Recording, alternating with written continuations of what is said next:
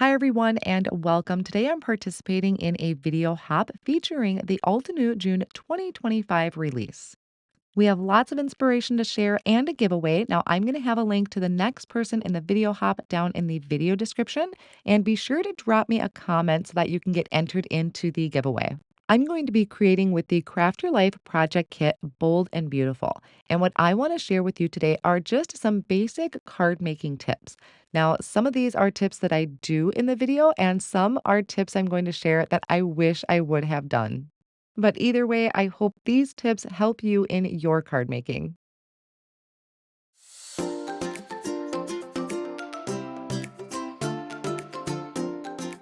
Now, first, let's take a look at the actual Craft Your Life project kit. If you followed me for a while, you know I provide monthly inspiration using lots of Altenew products, and I'm a big fan of the Craft Your Life and Build a Garden sets. And this is definitely living up to its name of bold and beautiful with that huge image on the front on the stamp set. There's also the inspiration guide that's going to help you layer up your stencil. Now, also included is a die set. Now, something unique they've been doing lately is instead of a coordinating die for the floral images, they're providing you with almost a whole separate layering die, which I find just really nice to have in there. There is also a 3D embossing folder that matches the stamp set and then the coordinating stencil for that image. So, of course, I am jumping right into the stencil. I'm going to start by stamping out that large image, and I actually had to trim some cardstock to 6 by 8.5 because it was such a big image. I'm going to use my Stamp Wheel 2.0 to do the stamping, and once I place that down onto my white cardstock, I'm picking that up with that top plate. Now, here is tip number one, is using something to condition your stamp. In my case, I'm using a type of conditioning eraser. Then once I have gone over that stamp with the eraser, I'm going to clean it with a chamois and some stamp cleaner. Be sure your stamp is completely dry before you apply any ink. Now, you could also use a type of embossing ink that also helps condition your stamps as well. What that does is just removes residue from the manufacturing process and will give you a cleaner stamp impression. Now, I'm going to be stenciling and I'm using my favorite technique, which is inking up the image in a light gray ink. This is limestone. I stamped that down, and you may notice I did not get a very good impression the first time. I totally expected that because this is a large stamp. So I'm going to stamp it again using that same ink. Now, here is tip number two. So, in my stamp wheel, I have the sticky mat, and then I also have a grid mat underneath. And I like to use the lines on that grid mat. But I have a feeling that that is causing me some disruption down in that bottom corner because the grid mat doesn't go all the way down. So, I would suggest if you're stamping, try to position your stamp more towards the center where everything is all even. I'm not gonna worry about it right now. I'm gonna keep going on with this because I had a feeling I was gonna trim my panel down anyway, but that is something I wish I would have done. Now, for my inspiration, I have a color board on Pinterest, and I loved this gorgeous kind of bold color inspiration. So that's what I'm using for my project today.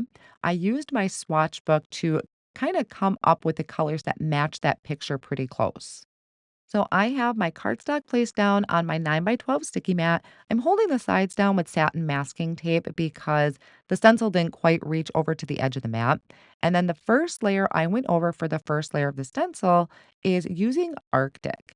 Then I'm going to come in with Caribbean Sky and a smaller blending brush and just adding that darker shade to one side of the flowers. So this is a coloring stencil. It really just fills in the flowers. We are not adding layers to each of the flower. So I like to bring in different shades to help give these flowers dimension. Now, for the second layer of the stencil, I am bringing in Peachy Keen, and I do these first layers with a large blending brush. It just quickly covers a large area. For the second color that I want to use with these flowers, I'm bringing Autumn Blaze in, which is actually out of a different color collection than Peachy Keen, but I thought it matched the color on my inspiration board a little bit closer. Again, I'm just adding that darker color to one side of the flowers as best as I can. Does not have to be perfect by any means, just something to help make the flowers look a little more dimensional. Now, moving on to our third layer, which is going to be the leaves and the center of the flowers. So keep that in mind. I'm coming in with Mossy Meadow, again, using that large blending brush. And then I'll come in with a darker color, which is going to be Green Opal, this time with a smaller blending brush because these leaves are all pretty close together. And I want to be able to kind of really get into those areas. And a smaller blending brush will help me do that. So I added that darker shade. I'm going to wipe off any of that excess ink. And then I'm going to come in with I think these are micro blending brushes and sapphire. So I changed it up. I was going to do like either a dark brown or even a black for the centers, but sapphire I thought would tie in a little bit better with my blue flowers. So I added that to the center of all of the flowers, even the orange ones. Now, my sapphire ink was pretty juicy, so I am going to just hit this with my heat tool really quick so that I don't smear that ink and then bring in the last layer of the stencil. Now, most of this fourth layer is leaves, but there are a few areas with flowers. So I am going to mask that off with some Post-it tape, and then I'm going to start with Misty Sage, adding that kind of base layer of color, and then step it up with the Mossy Meadows. So this is the same collection that I used for the other set of leaves, just starting out with a little bit lighter of a shade. And you don't have to bring in multiple colors on one layer. That's just kind of a tip you can do if you don't have a lot of layers to a stencil. It just helps give the flowers a little bit, I would say, dimension and even character, honestly. So I wiped that stencil down with a towel, removed my Post it note, and then I'm coming in with, I think this is Persian blue, and I'm adding that to those flowers. Now, I got a little heavy-handed there, and some of that blue carried over to my leaves. Once I removed the stencil, I really liked that blue on the leaves. I kind of wished I would have noticed that sooner and done that on all of the leaves. And now we have this just gorgeous color combination for this beautiful, bold set. I'm bringing that back into my stamp wheel, placing it down in that bottom corner, which is where I started to begin with. And I'm going to ink it up with the Obsidian ink. Again, this is something I like to do. You don't have to. I just find I get better results this way and I don't have any smearing or ink contamination. Now, again, when I stamp this down, I was well aware that that one corner was not going to stamp very well for me.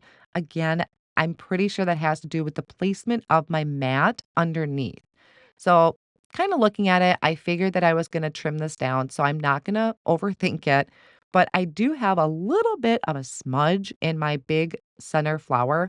And after looking at that, I thought, well, that's going to be a place for my sentiment. So I'm not overthinking that process too much. I'm going to use the 3D embossing folder over my image. So I did trim the cardstock down just a little bit so it fit better into my embossing folder. I added repositionable tape to the back of that so it doesn't move. And then I'm lining up the embossing folder with my stencil design. Now, here again is something I wish I would have remembered. Typically, with a 3D embossing folder, it's going to apply pressure and it almost kind of shifts your cardstock. You want to take your stencil design and almost shift it up a smidge in the embossing folder so that when it runs through and applies that pressure, it'll line up almost perfect. If you notice down towards the bottom of my cardstock, the embossing folder is not lined up very well. So keep that in mind when you are using 3D embossing folders and an image. You want to just slightly offset it to get it to match up. Now, off screen, I did go ahead and stamp a sentiment and cut that out with the coordinating die. I also trimmed my panel down to 3.5 by 4 3/4, and I am going to add some splatters using some white gouache that has just a little bit of water with it.